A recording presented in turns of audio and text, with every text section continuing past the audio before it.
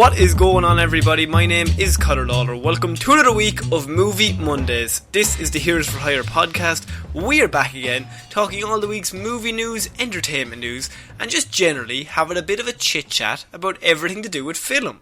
As always, I am joined by my partner in crime, Mr. Shaun Meehan. Shaun, how is it going? Happy out, Connor. There's some busy traffic outside. I hope no one can hear it. Yeah. They'll be able to pinpoint my location. This is the problem with the fact that, of course, the global bastard has come in and has made us be separated from the lovely studio where you could hear nothing. Well, yeah, where we had all of those. We had fans running constantly. We had there was a pepper mill that just kept on grinding pepper, but you couldn't hear any of it. We'd soundproofed it so well. There was a siren factory out the door. But no, it was not the fireworks testing range. But yeah, when we were there, I felt like the only thing people could hear were birds outside because there was some trees outside. That was about it. But now that we are separated, we do have to deal with the fact that there's traffic. There's people moving shit. Next door neighbours have decided to start renovating a whole new apartment block at the back for some reason. Why did they build an apartment block? They already own the land. But, Sean, this is Movie Mondays, and we're not here for traffic reports. We're not on the radio anymore. We're here for movie news. And you are my expert in all things movies. You've seen at least 6 of them. You've seen Snowpiercer at least twice, which I think means that you're kind of a bit of a movie snob, if you will. I'm kind of a film buff, if you will. I've seen Snowpiercer twice and National Treasure 2, Book of Secrets, 18 times. Absolutely, that's the good ratio. That's a very good ratio. Never 10 and 10. Tarantino recommends. But also, if anyone listened to our quiz that we did at the start of lockdown, when we started quizzing each other on movie things, they would know we know nothing about movies. So fuck all. We're here to give you our thoughts. Listen in, listeners. Massive shout out to our Patreons. Okay, we're moving into our first news story of the week, and that is a certain movie that involves a certain DC character called The Flash. Now, the Flash movie has been pushed back several times. It's ran through the rigour of people just saying it's on, it's off, Ezra's in, he's out, it's all up and down. But the funniest part about the whole thing was when we learned that Ezra Miller was writing the script himself for the movie, but he only had a week or something to do it.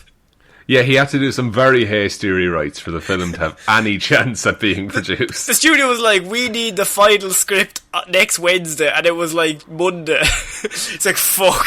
Okay, it's like a college exam, or a college thing is just like 5,000 words. I could do that in one night. I definitely could. Some coffee, some Monster, just bash through that. Absolutely. So, the news I'm starting off with this week is Grant Morrison was to help Ezra Miller write that movie script, and that was a pretty good combo. Grant Morrison, one of the best comic book writers of all time, and Ezra Miller, a man. So the two of them were coming together. A man who plays the Flash, and the two of them were coming together to write the script. But Grant Morrison has come out, and they've since kind of taken that script away. They're going their own separate direction. But he says his and Ezra Miller's Flashpoint script had a Back to the Future vibe.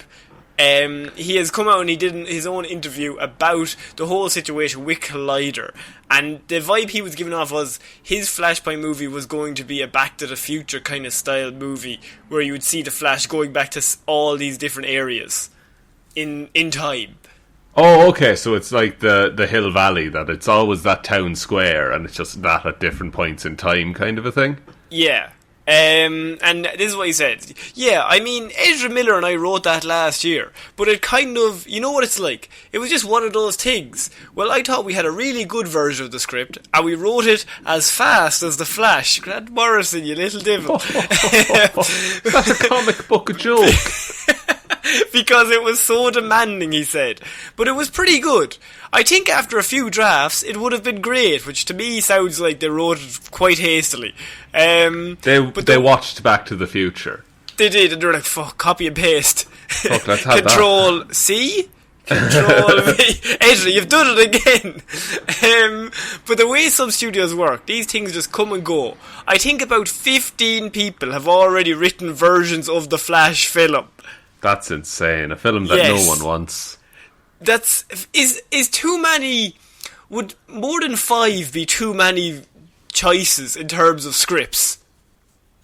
I think you're at a certain point. It's every conceivable story you could tell involving the Flash. You know, like if you spread that net far enough, eventually something will be gold. But now you have to sift through all these nets, and they're all full of shit. And so the Flash is now set for 2022, June 3rd. Now, of course, with everything going on, I think a lot of things that are set for 2021, 22 will be pushed back a year to accommodate all the pushbacks from this year. Very possible. But unless they want to do 75 movies in 1 year, just 2022, just rack them all out. Oh, imagine the Oscar buzz. Just every week there's another movie. Marvel have 17 movies coming out, 17 weeks consistently. I mean, Marvel will be happy with that. Actually, yeah. And imagine our content. Oh my god. Actually, next week is the DC fandom for next weekend, so we will have to say that next week will just be non-stop DC news, I'm assuming. Look, at this point it's news, so I'm very happy. But it'll also be a lot of trailers. There's a lot of rumours that they're revealing trailers for the Suicide Squad, Zack Snyder's Justice League. They're going trailer heavy because, of course, it's all online. So just throw everything at the panels. But Grant Morrison was saying that Ezra and him worked together. That Ezra came over to Grant Morrison's house and they put it together.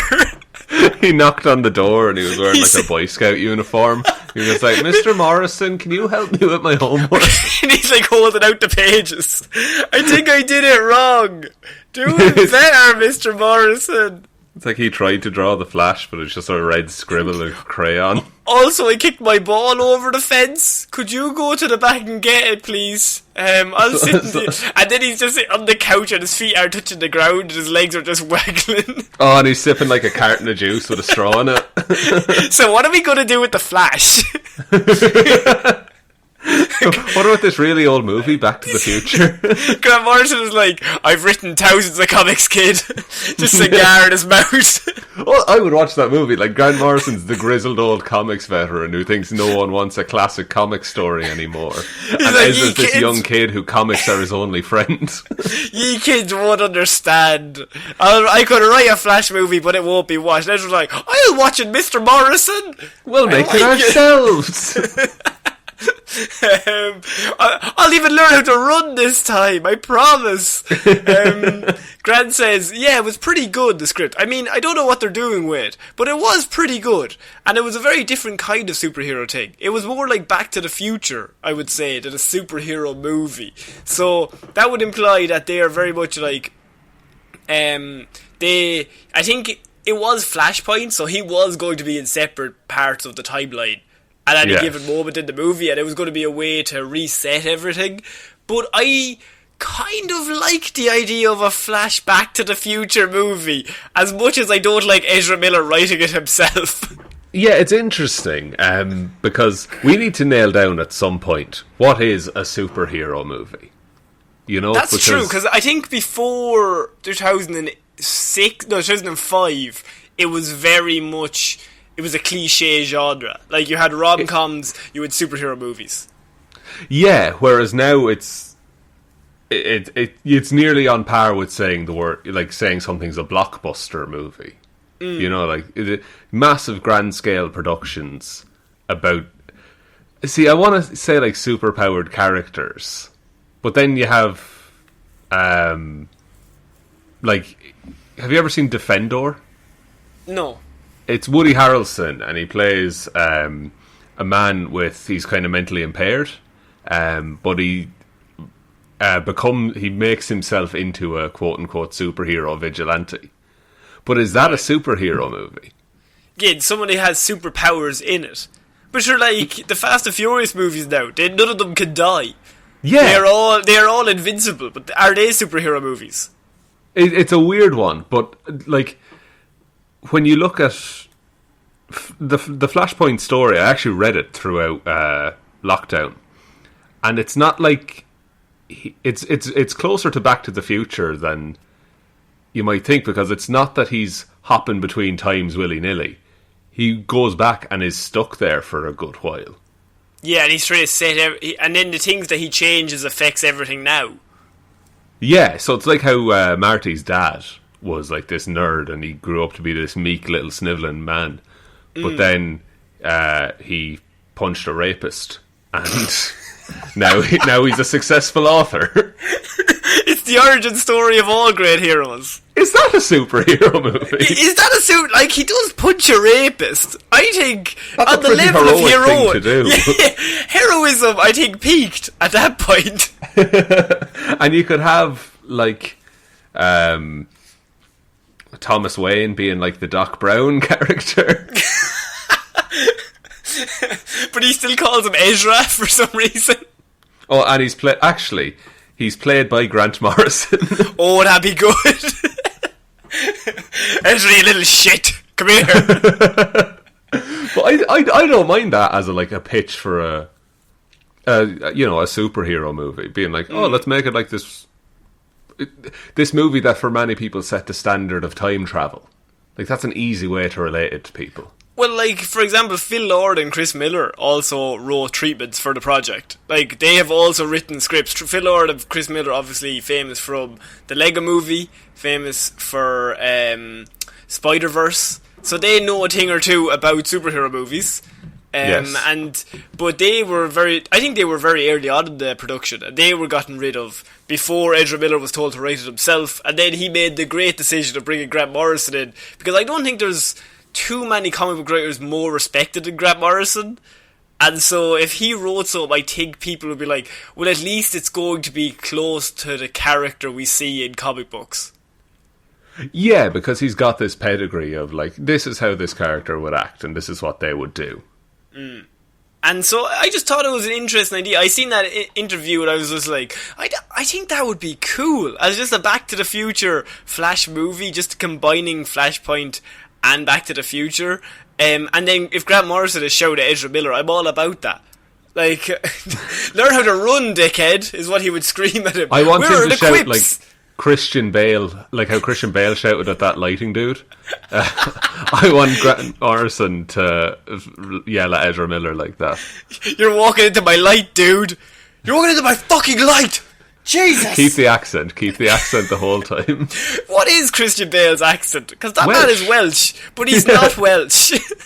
No, he's the most American Welshman you've ever heard. Okay, we're moving on to our next piece of news, and this is my favourite. It feels like we get more news every week about Tomothy cruise ship, everyone's favourite psychopath. And this week, we've had another piece of the Tom Cruise, just the lore that surrounds Tom Cruise as an actor. The extended universe. He's busy at the minute filming the space movie where he's going to space and it's going to cost over $200 million. Fair play to them. But there was one movie that he starred in the last few years that didn't do so well, and that was The Mummy. His co-star Annabelle Wallis has come out and said, and she was giving an interview for, she was promoting something else, and someone just asked her about Tom Cruise, and she had an interesting anecdote about what he had told her. So a Tomothy cruise ship anecdote is what I'm all about, Sean, because Famously. the more I know about this man, the less I know. You know what I mean? The more of an enigma he becomes. Yeah. Well, Tom Cruise, apparently, reportedly, from the woman herself, told his mummy co-star no one is allowed to run with him on screen. What? No one's allowed to run with him? Yeah, what's the one thing Tom Cruise is most famous for other than trying to kill himself?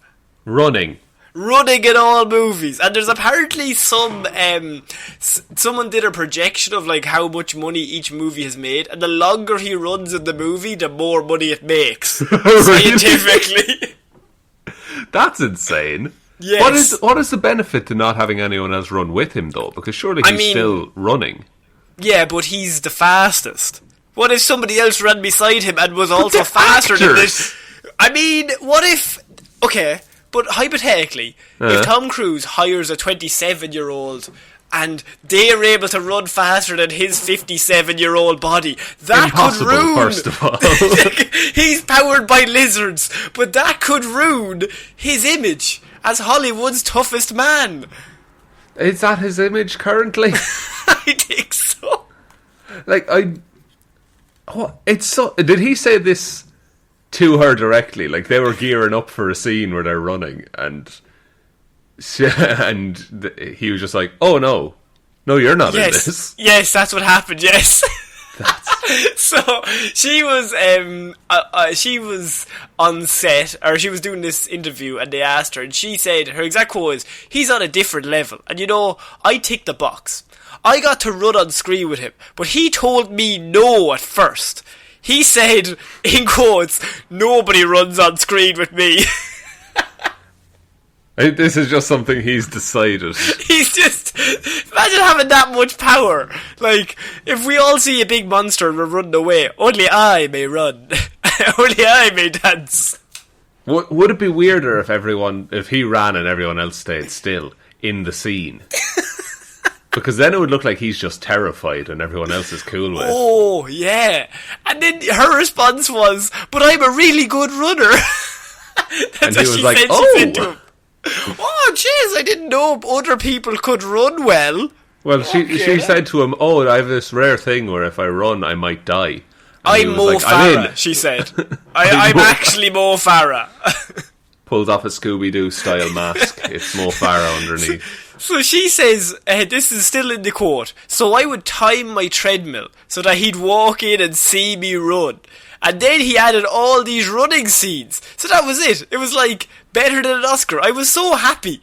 And then, so he came in and he seen her running on a treadmill, and he wouldn't add the scenes of them running together until he seen that she could run. Like, she had the ability to run.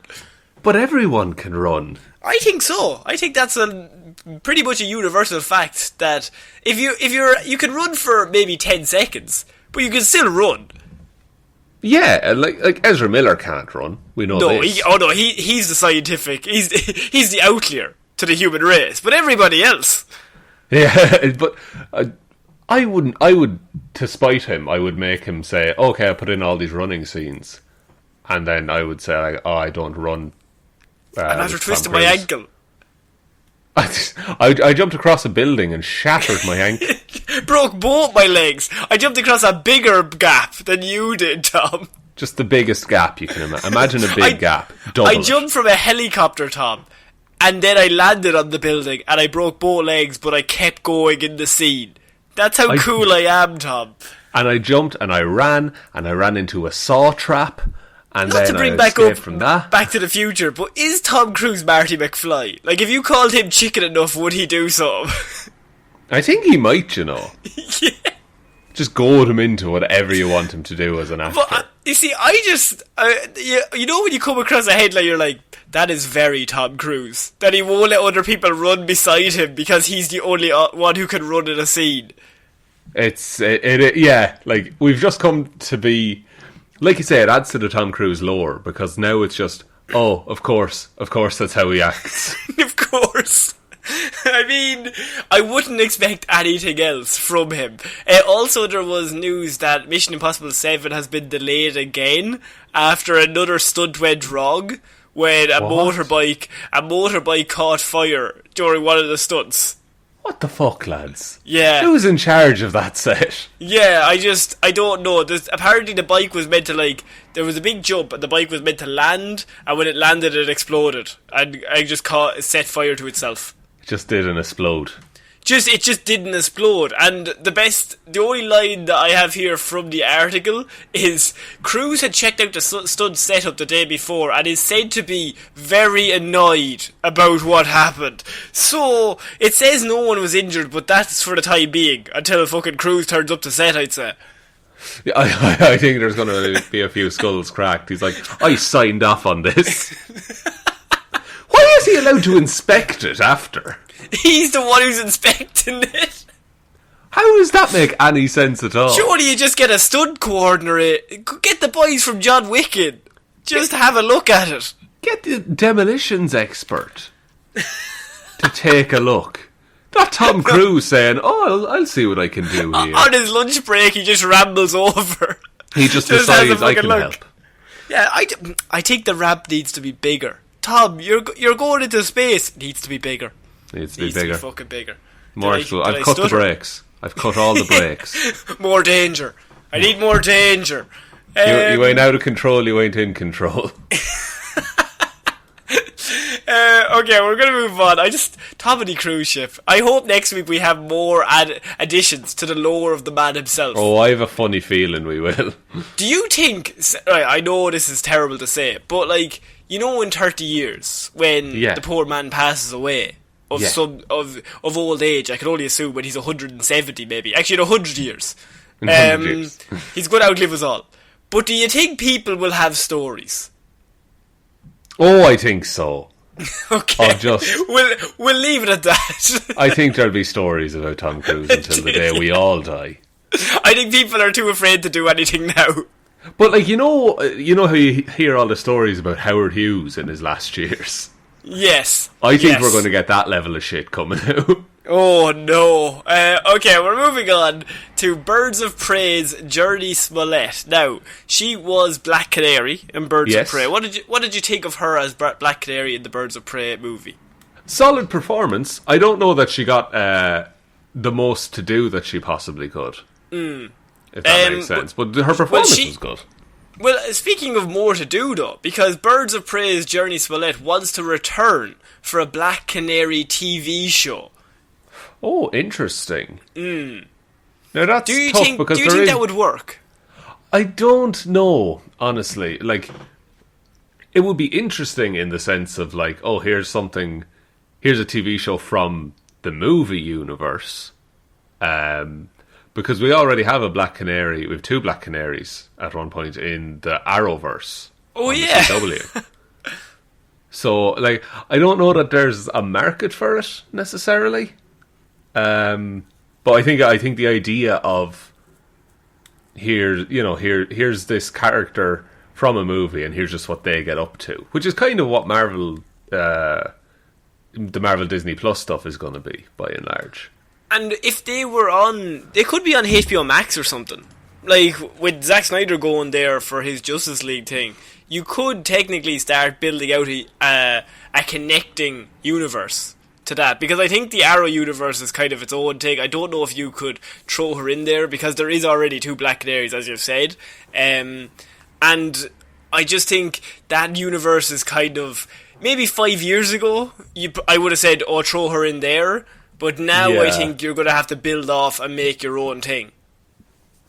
Yeah, I think this would work well, as you say, on like a HBO Max or something that there's a subscription already paid and it just happens to be another show on there, because I don't know that it has the draw to deal with like a network audience or anything like that.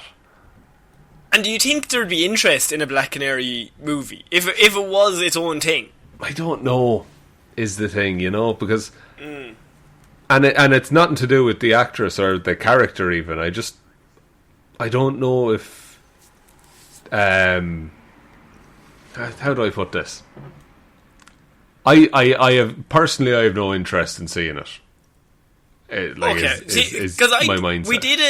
We did a Hero Zero on Black Canary, and she is one of the best characters in DC. Like, she's an incredible character. Personally, for me, I always find she works better when she's in a team of some kind. Whether that be the Birds of Prey, or like if she's in some sort of duo or combo, like Birds of Prey, or when she's with Oliver with the Green Arrow. Like, I just think that she's a great character and she's very much a leader, but she needs other people to bounce off. For some reason, like, the idea of her being Leonardo and the Teenage Mutant Ninja Turtles keeps coming into my head. Right. Like she's just like the leader, but like it works better if she has other people around her who are less like her, as just to bounce off of. Yeah, like she can be the straight man, for want of a better word, but you need a bit of chaos around that then.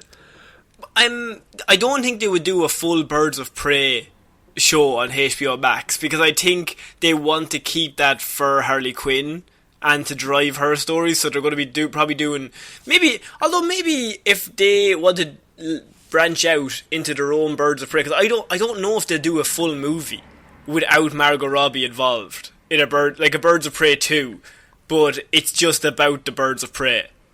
Yeah, I think that'll be a very tough sell now. Which I think everyone who's playing their roles in that team is really well cast, and they all look perfect for the part. It's just an idea of, is there interest in it? Yeah, well, like if you look at even how they retitled it a week after its release, they changed it from Birds of Prey and the Fantabulous Emancipation of One Harley Quinn to Harley Quinn and the Birds of Prey. You know, like the selling point wasn't the Birds of Prey, they decided. And it's not their fault that Margot Robbie is one of the world's biggest actors, and also she had a whole Suicide Squad movie to build up her character before the movie even came out. Like, she had that built-in audience. That's not on them. But no. And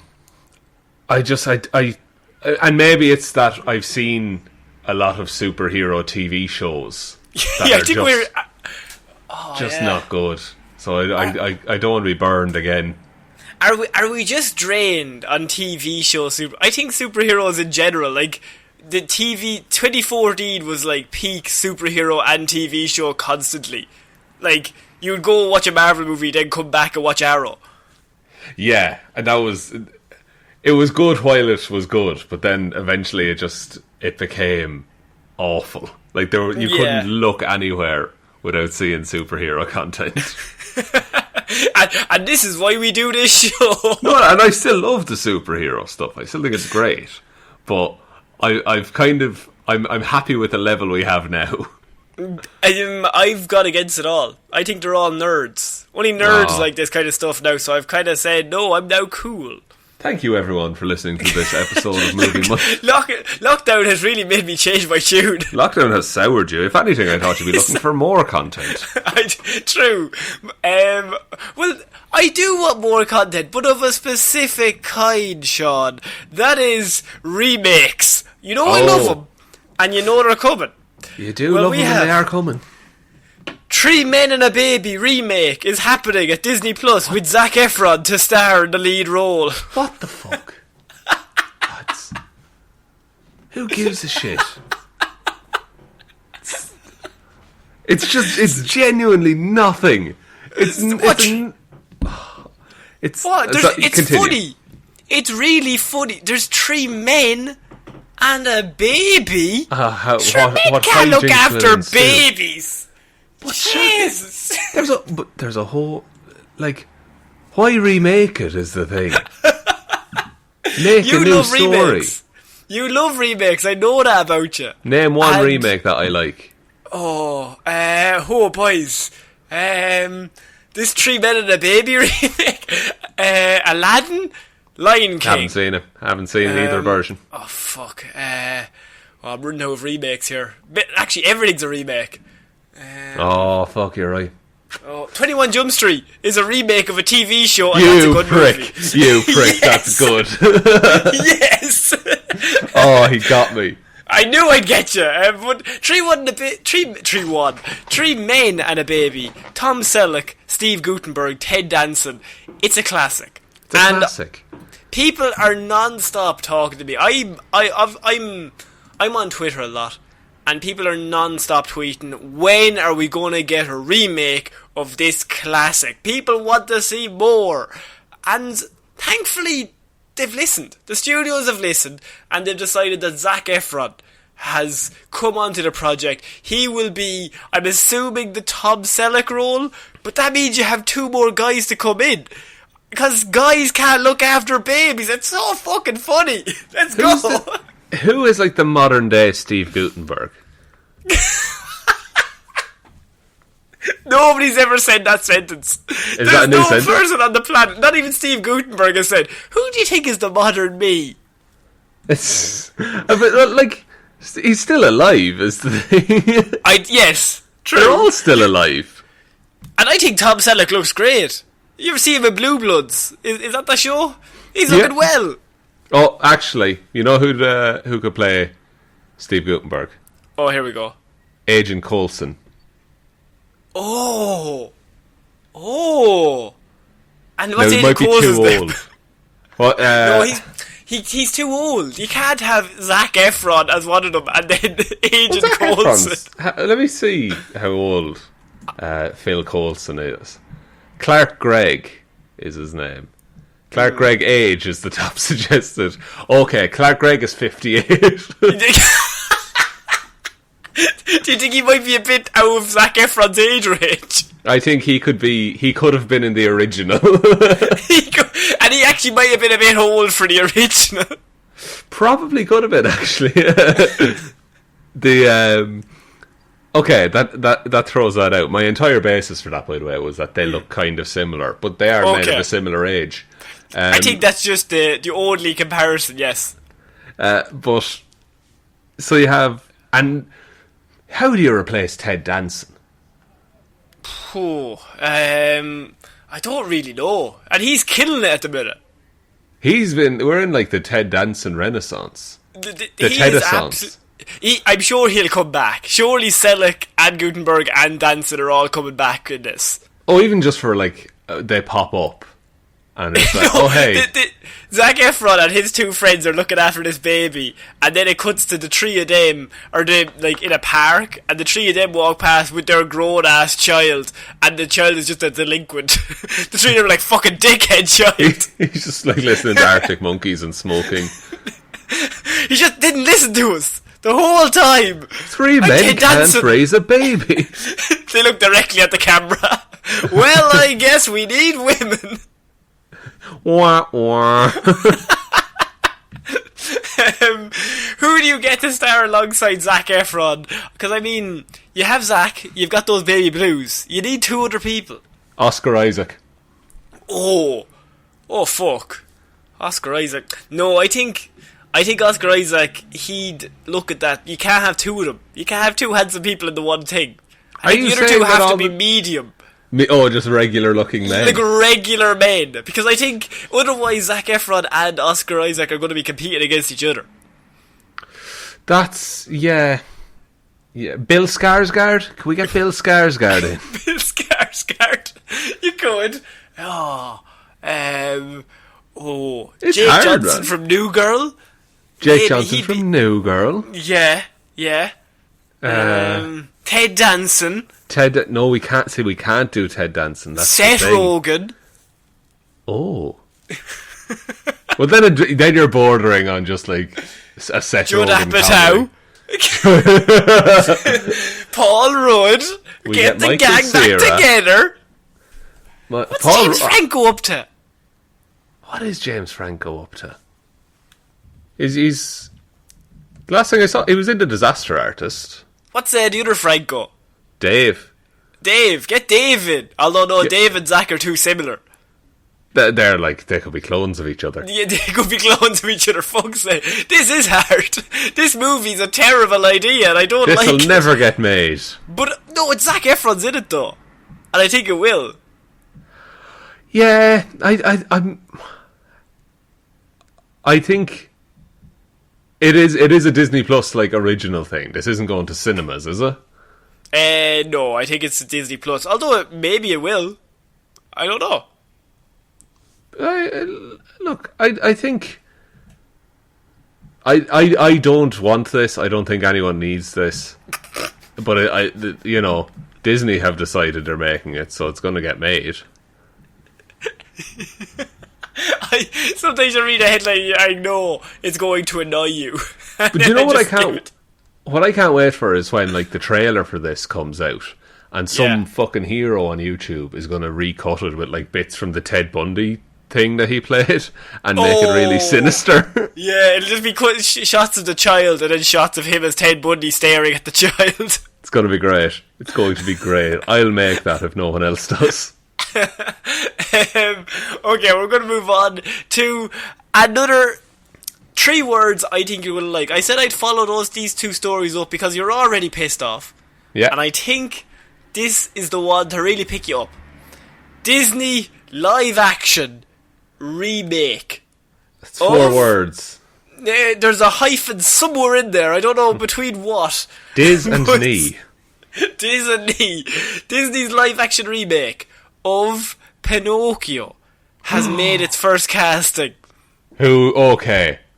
I've said I'm on board for the live-action Pinocchio. Why? I don't know. It's the only one I'll allow for some reason. Well,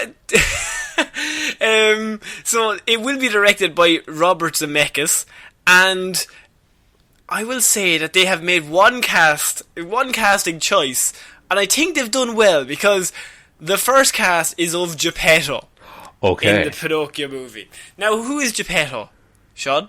Geppetto is Pinocchio's father, and, well, creator. He's the god of Pinocchio's universe, really. He's the overall, like, dominator. He has dominion over the puppet. He controls him. He gave him life. Yeah, yes. Now, absolutely. Geppetto was lonely, and, you know, instead of going out and making friends, he decided to commit an act of heresy, and he put a soul into a wooden puppet, which is an awful existence when you think about it, really, and he's just condemned his quote-unquote son to live in a puppet body forever. Because the thing is, wood doesn't have nerves. It can't feel anything. Is Pinocchio immortal? Unless, like, he gets burned to death, like. But if nobody touches Pinocchio, can he die? I don't know, because the wood would rot, surely. Like, he'd have to take very good care of himself. Well, you could get replacement wood, though. I don't know if the soul is technically part of every bit of wood. Well, that's the thing, but after how many bits of wood you swap out does it stop being Pinocchio? Well, we've kind of taken that in a sinister way, but the casting of Geppetto is Mr. Tom Hanks. Oh, that's amazing. Yes. Oh, now I feel really bad for making it sinister. Yeah, you just called Geppetto a murderer, yes. Well, what's also fucked up is they live in a wooden house. Yeah, he's looking at, like, other parts of him. It's like organs and shit. Yeah. Now, Tom Hanks, lovely choice for this. Tom Hanks, world's nicest man, has been cast as Geppetto. I can imagine him with the glasses and the grey hair already. Oh yeah, and just like chiseling away at stuff, being very slow and careful, being lonely. He can do that fairly well. He was in Castaway. Yes. And then the question becomes, would you do a live action Pinocchio, or would you CGI Pinocchio? The question I've been waiting to be asked for years. Yeah, here's what you do. You know how in The Lord of the Rings they made 2 of every set? Yeah. I want to do that, but the other set is entirely green screen, and you have a literal marionette operated by people wearing green screen suits, and you just CGI that onto everything, and everything matches up perfect, and there's no CGI at all. It's a practical Pinocchio movie.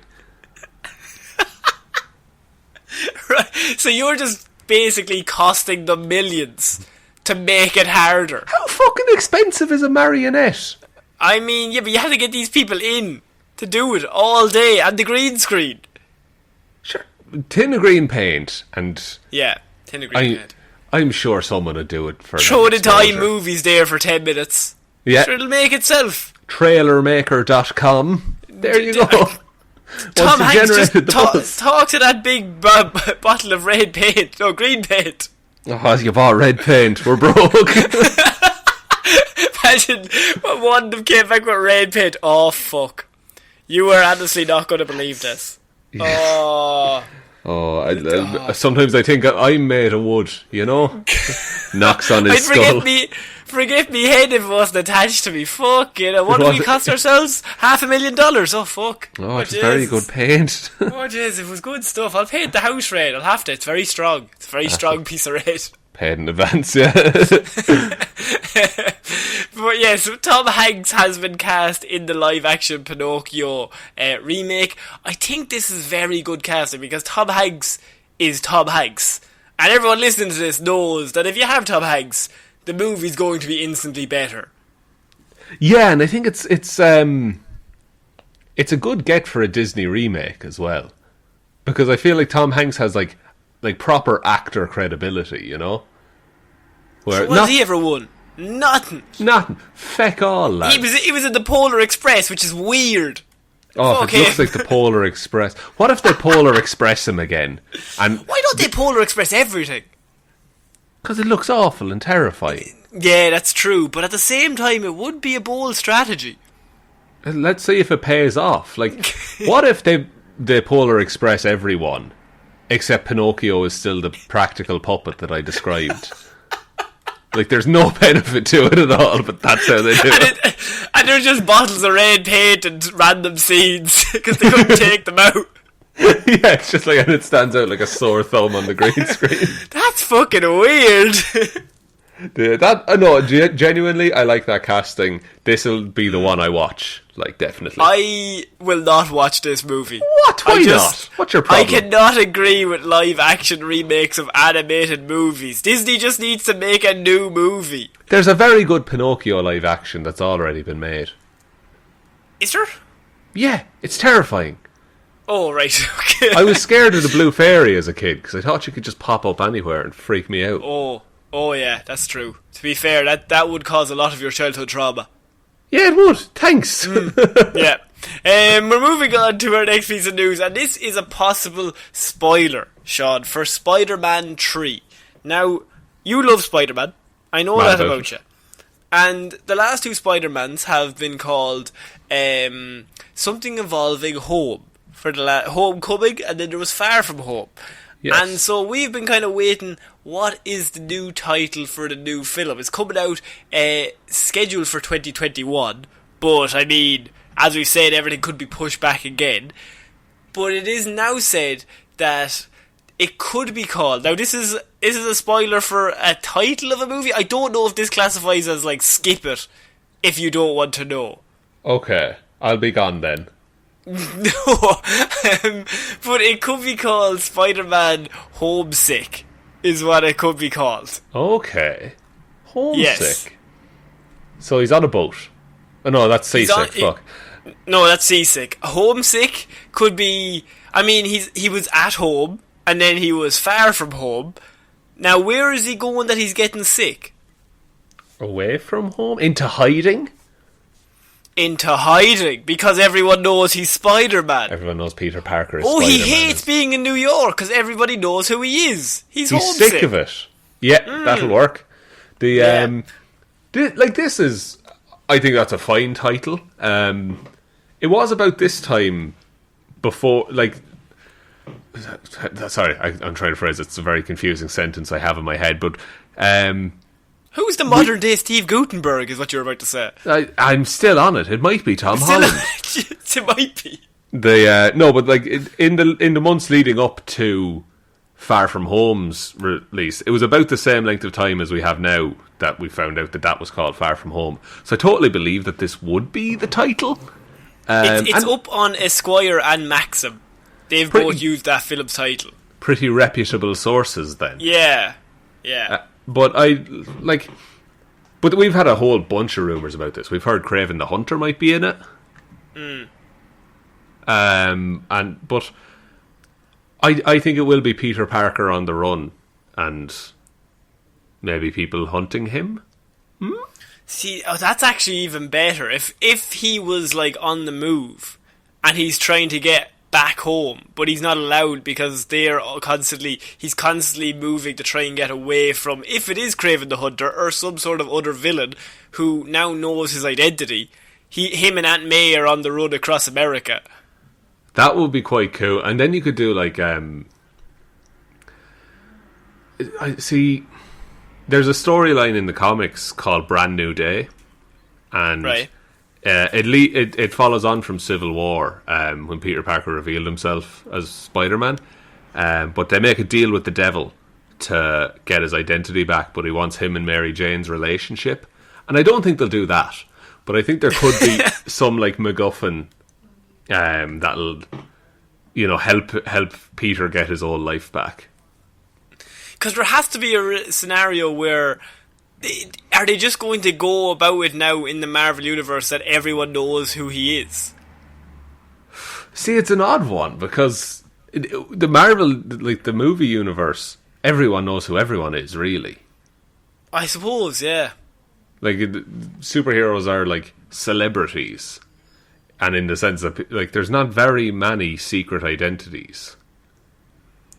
But I suppose the idea would be that Spider-Man is just, like, he's in school, he's a kid, as weird as that is with the timelines and everything, and, like, it's 5 years later, but they're still in school. But I just think it adds a lot more to his character if he is being chased by other people, rather than, say, like, Iron Man. Everyone knew who Iron Man was, like, he put that out there, but nobody ever came near him. Whereas if they know Peter Parker's identity, that will lead to several more story beats in the script. Yeah, and, like, we've seen at the end of Far From Home, like, people want Spider-Man dead. Like, Scorpion wants him dead. Vulture will kill him if he gets the chance. Yeah. So, like, we've seen already. No, there are stakes for Peter Parker in this. I think the idea of him going around America and he's constantly homesick, like, he's like, I just want to go back to my old life, and he can't go back there because of the whole fact that, like, his life is now upturned because of a video that was completely altered. Yeah, I think you could do that. And you open that movie with, like, 6 months later, and he's just like, even if he's not with Aunt May, he picks up his bag and he walks to the bus and he gets on it and he goes somewhere else and he just keeps moving. And that's a good way to have him bump into, like, shit tons of other characters. Or it could be a scenario where the movie starts literally minutes after that bit, and he just runs home and he just starts packing. He's like, Aunt May, quick, put everything into a bag. We got to get out of here. What if? Because the minute... Go on. What if he ends up in San Francisco and meets Eddie Brock? Holy shit. Why did I not think of that? And of Eddie course. Brock offers to clear his name. Yes, and then he eats his face. Then he eats his face and, him concurrently. I think Tom Hardy and Tom Holland could have really good chemistry. I mean, they're both incredible actors. I'm sure they have great chemistry with lots of people. Yeah. But they could work really well. Could this be the one that they introduce Venom into it? I think it'd be really interesting, and I don't think it's off the cards, because we've seen Michael Keaton in the trailer for Morbius, which is a Sony property. So there's no reason to say... Now, I would love if they kept it secret. And like he wasn't in it. Yeah, kind of like the J.K. Simmons reveal, but on a bigger scale, I guess. But I think it's hard to do a trailer if Venom is the villain in the last third of the movie. It's very hard to do a trailer where he's not in it. But Venom's an anti-hero now, and so is Morbius, kind of. So who are they all fighting if not each other? Yeah, and they've been anti-heroes in comics before, in that they're both kind of victims of circumstance, but they're, like, at their worst they're villains, and at their best they're anti-heroes. So, but I think, like, even if the trailer was, a series of shots of Tom Holland, Spider-Man, just going somewhere saying he needs to get help, and then cut to open a door. There's a shadowy figure standing there, and Tom Holland said, "I heard you could help me," and then turns around, it's Tom Hardy, and then the Venom voice speaks and says, "We can help you." Holy shit. And then you get Black Suit Spider-Man. Oh shit, and it always works better when you bring Venom in the third one. It's been shown that it works perfectly. Yes. Historically, it always absolutely nails the landing whenever Big Eddie Brock turns up in the third one. Topher Grace, specifically. Topher Grace, and dancing. I'd like to see Tom Holland's a really good dancer. I think he could pull that scene off. Oh yeah, I think if you put Tom Holland in that universe, there's no change at all. No, I mean, I like that idea. I think Venom being introduced in this, and I think Sony want to get to Venom and Spider-Man same universe as fast as possible. Yes, I think so. And him being out of New York is the only way you could do that, because Eddie Brock is in San Francisco. I don't think he would have any reason unless Eddie Brock gets sent to New York to cover the revealing of Spider-Man as a reporter. Like, that could be how they do it either. You just need a way to get these two people into the same city at the same time. Yeah, I think having him being a reporter really helps, because he can just be sent somewhere, Yeah. Okay, we're finishing off Movie Mondays this week with the Disney Plus rumour. Now, last week we started with the news that Mulan will be going to Disney Plus for $29.99 extra. You will get to watch Mulan on Disney Plus. But they also said at the time that that was going to be a one-off thing. They're going to be just doing that for Mulan. They're going to get in and get out. But now it is heavily rumoured that Disney Plus will be...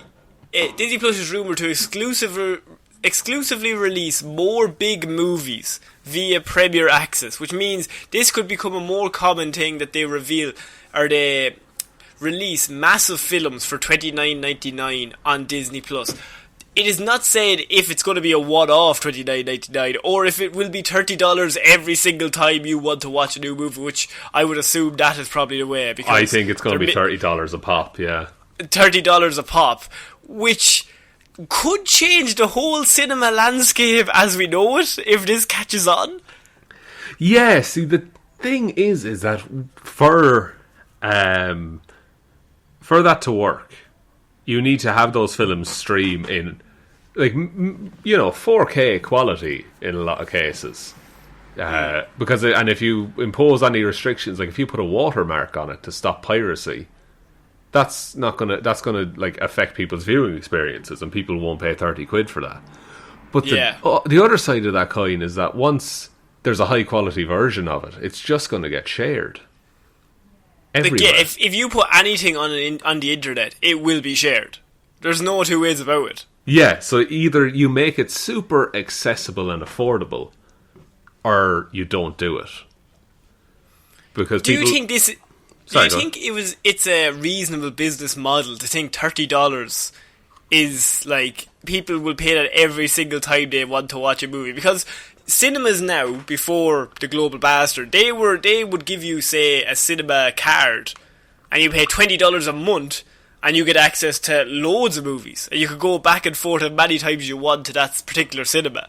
Yeah. But $30 per movie it's very steep, and I think there will not be the audience that they think there is for this. Mulan as a one-off, maybe, but I don't think people will be like, oh, I'll buy Mulan this month and then I'll watch Tenet next month for another $30. Yeah, well, see, I think even like once a month, families and stuff could justify it, I imagine. But like, I think there's such a psychological thing about $30 as well. And I know they've done the maths and it makes sense given their subscribers and things like that. But if that was even 20, I don't think we'd be hearing half as much about this story. Do you think? Because I think $20 is fairly common. If you go to the cinema, you spend whatever, 10 on a ticket, 10 on popcorn. That's how I normally break it up in my head. Yeah, and that's for like one person going, you know. Yeah. But people don't think like that when they see the price listed on their TV, because we're used to, I can get, like, anytime you buy a film on your TV, if you even do that anymore, it's like max 14 quid. You know, but I feel like people will think that they're not getting the same level. Like, if you go to the cinema, if you want to pay the $10 for the extra big bucket of popcorn, you can. If you don't want to, you don't have to. And it just costs you $10 to get in to watch everything. Yeah. Like, and if you're at home, you don't have that option to go to the fucking, I'll have 10 bags of sweets, please, and a big glug of fucking Fanta. You just have, I bought a bottle of Fanta in the shop, and now I'm paying $30 to watch the movie. Yeah, and where does it stop? Like, at what point do you have to pay more for the original content, or their back catalogue, or anything like that? And also, it stops being like, we'll get Disney Plus, we'll throw on some random film and get a takeaway. That turns into, we've paid 30 quid for this film, so we're just going to have it with toast. Yeah, because if you buy the film and then you buy takeaway, like, you're getting close to $70. Maybe however many takeaways you get at once. Yeah, and there's nothing saying you have to, but I'm just saying that's a way that people would approach it, and you need to consider that people aren't spending their money solely on this film. They're spending it on the experience around it. Did you see AMC are doing the opposite? because it's their 100th anniversary of them opening. And so they are attempting to open 100 theatres in America with 15-cent movies on August 20th. Jesus. So is that the original price or something? That was the original price of a cinema ticket, yeah. Wow. So you could go see a film for 15 cents. Now you will have to go to the cinema at this current time, but they are 15 cents per ticket. Wow. That's a marketing strategy right there. And do you think, like, with Black Widow, will this be released on Disney Plus? I think if this goes on any longer, and it's going to get, like, heaven forbid or whatever, but it is winter coming up.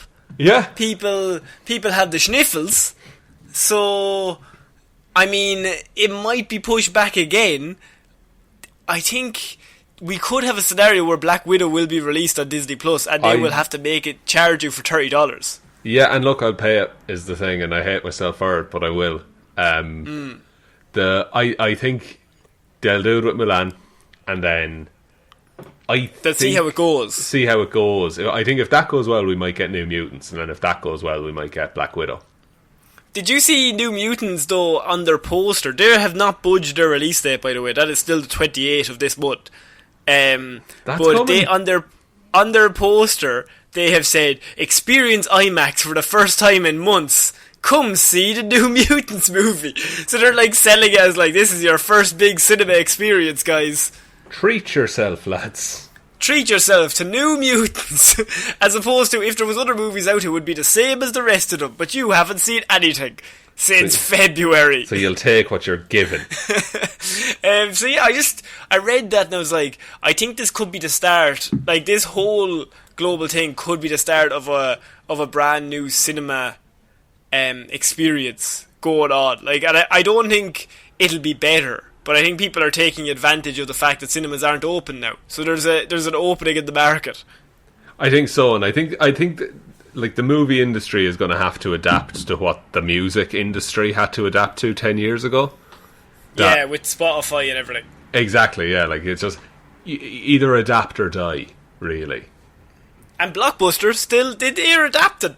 They're just about to adapt fully. Just they're right on the edge of it there, but they're just nearly there. Another few days, I think, and they'll really get it locked down. Don't say lockdown. Oh no, actually. That is it for another week of Movie Mondays, guys. Sean, I mean, do you want to take us out? I will. Thank you for the news this week, Connor. I really appreciate it. Yeah. So thank you everyone for listening to this episode of Movie Mondays. We will be back on Wednesday with Weird News Wednesday, Friday with Hero or Zero, and next Monday with another episode of Movie Mondays.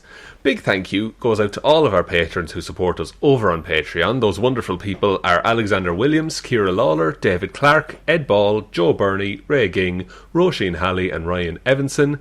Thank you all so much for your continued support. Really does make a difference and helps keep the podcast going and helps keep Connor's spirits up. My spirits are very high at the minute. I love life. It's like a ghost smoking weed. Spirits are high. My God, that's your best joke and you wait until now to pull it out. Fuck's sake. I just saved the best for nearly last. Absolutely. So if you do want to support the show, patreon.com/Heroes for Hire podcast, or there's a link in the description to that. You can also follow us on Twitter at Heroes for Hire Pod, the 4 is the number 4, Facebook Heroes for Hire podcast, Instagram Heroes for Hire podcast, or you can email us heroesforhire_@outlook.com. But I think that's about it, Connor. I think that is. So I've been Conor Lawler. I've been Sean Mean. I'll see you next week, guys. Bye. Bye.